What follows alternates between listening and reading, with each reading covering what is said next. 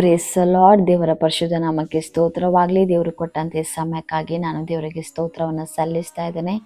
ಎಲ್ಲರೂ ಈ house of god ನಿರೀಕ್ಷೆ ನುಡಿ ಕಾರ್ಯಕ್ರಮಕ್ಕೆ ನಿಮ್ಮೆಲ್ಲರನ್ನ ಆತ್ಮಿಕವಾಗಿ ನಾನು ಬರಮಾಡಿಕೊಳ್ತಾ ಇದ್ದೇನೆ. ಈ ದಿನದ ದೇವರ ವಾಕ್ಯ ಕೀರ್ತನೆಗಳು 23ನೇ ಅಧ್ಯಾಯ ಅದರ 1 ಮತ್ತು 2ನೇ ವಚನಗಳು.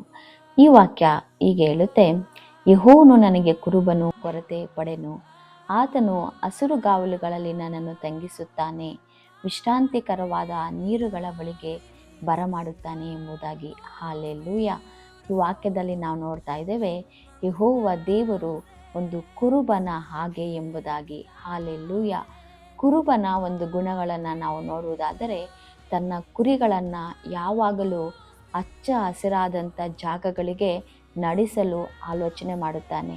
ಹಾಲೆಲೂಯ. ಅದೇ ರೀತಿ ವಿಶ್ರಾಂತಿಕರವಾದ ನೀರುಗಳ ಬಳಿಗೆ ಬರಮಾಡಲು ಯೋಚನೆ ಮಾಡ್ತಾನೆ. ಕುರಿಗಳ ಒಂದು ಸುರಕ್ಷತೆಯನ್ನು ಯಾವಾಗಲೂ ನೋಡಿಕೊಳ್ಳುವ ಆತನಾಗಿದ್ದಾನೆ.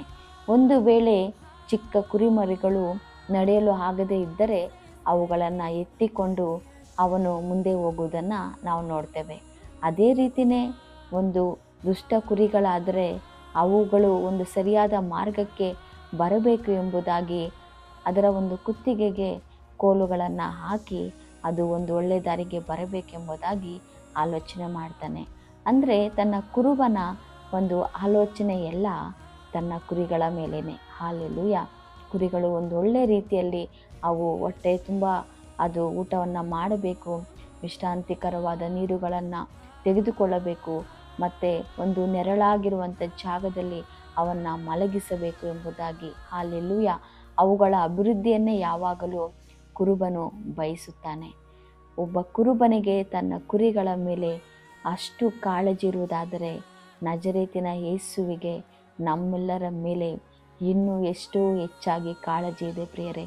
ನಾವು ಯಾವುದಕ್ಕೂ ಕೊರತೆ ಪಡುವ ಅವಶ್ಯಕತೆ ಇಲ್ಲ. ನಾವು ನಮ್ಮ ಹೃದಯದಲ್ಲಿ ಒಂದು ಬಲವಾಗಿ ನಾವು ನಂಬಿರಬೇಕು. ಏನೆಂಬುದಾಗಿ ನೋಡುವಾಗ, ಆತನು ನಮಗೆ ಕುರುಬನಾಗಿದ್ದಾನೆ, ನಾವು ಕುರಿಗಳಾಗಿದ್ದೇವೆ, ನಾವು ಆತನ ಕೈಯಲ್ಲಿ ಇದ್ದೇವೆ ಎಂಬುದಾಗಿ. ಇದನ್ನು ನಾವು ಯಾವಾಗ ದೃಢವಾಗಿ ನಂಬುತ್ತೇವೋ ಆವಾಗ ನಮ್ಮ ಕಣ್ಣು ಮುಂದೆ ಇರುವಂಥ ಯಾವುದೇ ಒಂದು ಕೊರತೆಗಳಿಗೆ ನಾವು ಭಯಪಡುವುದಿಲ್ಲ. ಯಾಕೆಂದರೆ ಯೆಹೋವನು ನಮ್ಮ ಕುರುಬನಾಗಿರುವಾಗ ನಮಗೆ ಯಾವುದಕ್ಕೂ ಕೊರತೆ ಇರೋದಿಲ್ಲ. ಕೊರತೆ ಇಲ್ಲದ ಹಾಗೆ ಆತನು ನಮ್ಮ ಕುರಿತಾಗಿ ಆಲೋಚನೆ ಮಾಡ್ತಾನೆ. ಆತನು ನಮ್ಮ ಕುರಿತಾಗಿ ಒಳ್ಳೆಯದನ್ನೇ ಆತನು ಆಲೋಚಿಸ್ತಾನೆ, ಒಳ್ಳೆಯದನ್ನೇ ಬಯಸುತ್ತಾನೆ, ಒಳ್ಳೆಯದನ್ನೇ ಮಾಡಬೇಕೆಂಬುದಾಗಿ ನಮ್ಮ ಜೀವಿತಗಳನ್ನು ಸರಿಪಡಿಸುವ ಆತನಾಗಿದ್ದಾನೆ. ಹಾಲೆಲೂಯ. ಈ ದಿನಮಾನಗಳಲ್ಲಿ ನೀವು ಒಂದು ವೇಳೆ ಯಾವುದೋ ಒಂದು ಕೊರತೆಗಳಲ್ಲಿ ಹೋಗ್ತಾ ಇರ್ಬೋದು, ಯಾವುದೋ ಒಂದು ರೀತಿಯಾದ ಅವಶ್ಯಕತೆಗಳು ನಿಮಗಿದೆ, ಇದು ನನಗೆ ಬೇಕಾಗಿದೆ ಆದರೂ ಇನ್ನೂ ನನಗೆ ಸಿಗ್ತಾ ಇಲ್ವಲ್ಲ ಎಂಬುವಂಥ ಒಂದು ಆಲೋಚನೆಗಳಲ್ಲಿ ನೀವು ಮುಂದೆ ನಡೀತಾ ಇರ್ಬೋದು. ಅನೇಕ ಕೊರತೆಗಳನ್ನು ಇನ್ನೊಬ್ಬರಿಗೆ ಹೇಳಿಕೊಳ್ಳದೆ ನಿಮ್ಮ ಹೃದಯದಲ್ಲೇ ನೀವು ಮನ ನೊಂದು ಹೋಗ್ತಾ ಇರ್ಬೋದು.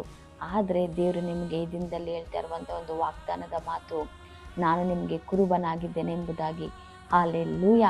ಆತನು ನಮಗೆ ಕುರುಬನಾಗಿರುವಾಗ ನಾವು ಯಾವುದಕ್ಕೂ ಕೊರತೆ ಪಡುವ ಅವಶ್ಯಕತೆ ಇಲ್ಲ. ಆತನು ವಿಶ್ರಾಂತಿಕರವಾದ ನೀರುಗಳ ಬಳಿಗೆ ನಮ್ಮನ್ನು ಬರಮಾಡುತ್ತಾನೆ. ಈ ಅಧ್ಯಾಯ ಪೂರ್ತಿ ನಾವು ಓದೋದಾದರೆ ಖಂಡಿತವಾಗಿಯೂ ಶುಭವು ಕೃಪೆಯು ನಮ್ಮನ್ನು ಯಾವಾಗಲೂ ಹಿಂಬಾಲಿಸುವ ಹಾಗೆ ಆತನು ಮಾಡುವಾತನಾಗಿದ್ದಾನೆ.